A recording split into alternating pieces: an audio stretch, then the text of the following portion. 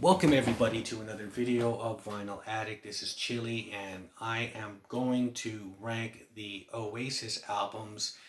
They have 8 albums and all the studio stuff.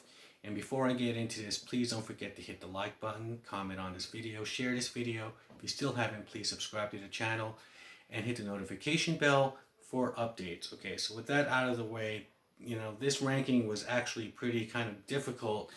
I had to listen to all the albums again, and they're all good. That's the one thing about it. All their music and their catalog is really good. So, I went through the albums again and watched documentaries on the making of all their albums and made my own assessments. And so I really had, of course, my number one album, but just the process from number 8 to number 2. I really want to see the material and, the way I judged them. And, a lot of people may not agree with this, of course, but, just let me know in the comment section what you think is your list. So without further ado, okay, so number 8 is The Master Plan. This is a compilation, of course, of B-sides, but they did release it on Creation. It was their last album for the label, and so there's B-sides on here, and they released 2 songs as singles: Acquiesce, which is the first song, and The Master Plan. But they also have some good songs on here like Rocking Chair. I loved Stay Young, Head Shrinker. That was kind of like a fast punky thing. But it was kind of disjointed in a sense. I mean, the way the album flowed, and the different eras, it just didn't, move me much. But so that's my first one. Now the second one is their last album they put out, Dig Out Your Soul. Now this was the third album with the 2 new guys, Andy Bell and Gem, and they replaced, Bonehead and Grigsby. And by this time, they are really, they're a really tight creative unit. This is more psychedelic and it's more experimental. And even though there are some singles on there in this album, like Waiting for the Rapture or The Shock of the Lightning, it seems like all the songs are deep cuts, and that's really good. And I felt like, because this is their last album, if they would have put out one more album after this, and because they seemed like they were just scratching the surface as a creative unit. And so, but it's a great album from beginning to end.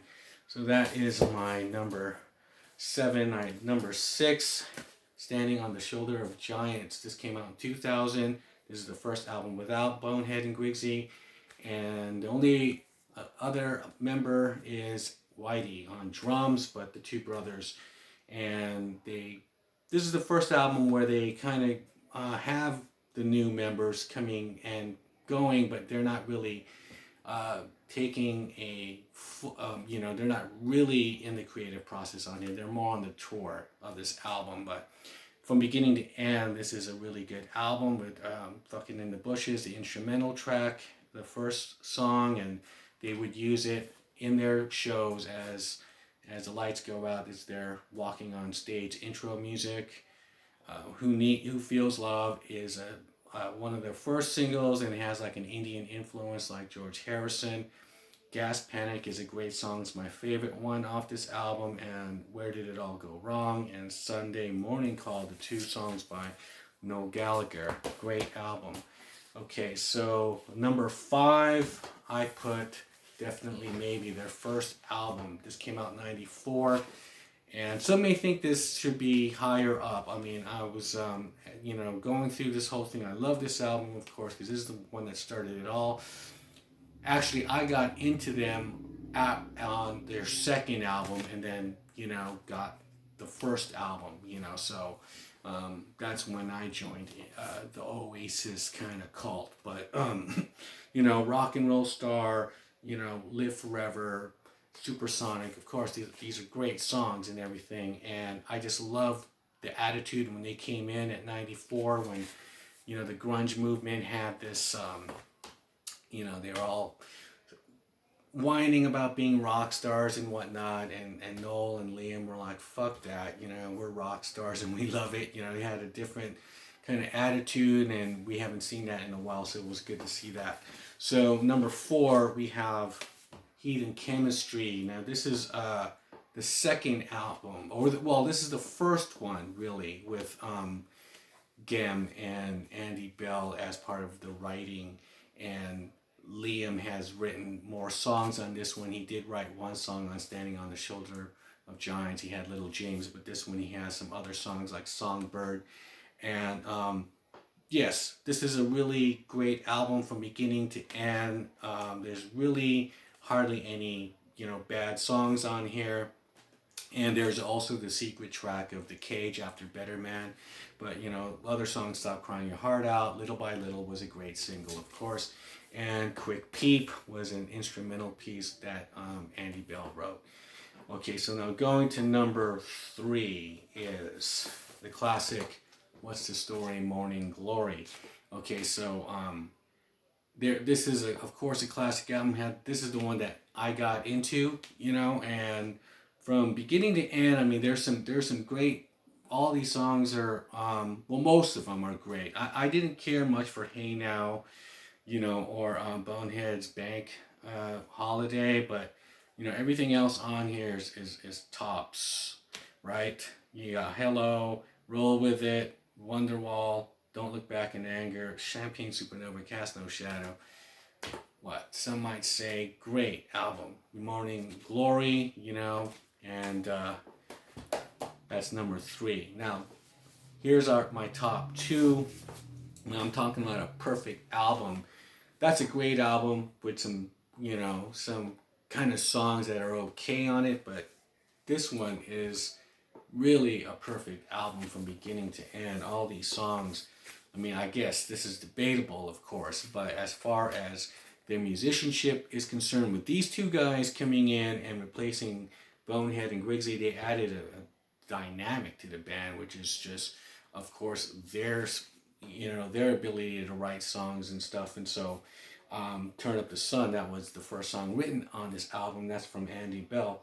And Mucky Fingers is, Noel said it's more like Velvet Underground. It was inspired by Waiting for the Man, and it does sound like it. And he said this album is a songy album, and it is it's a great collection of songs like Rubber Soul. It's just, they're kind of short, and it's just the perfect album from beginning to end.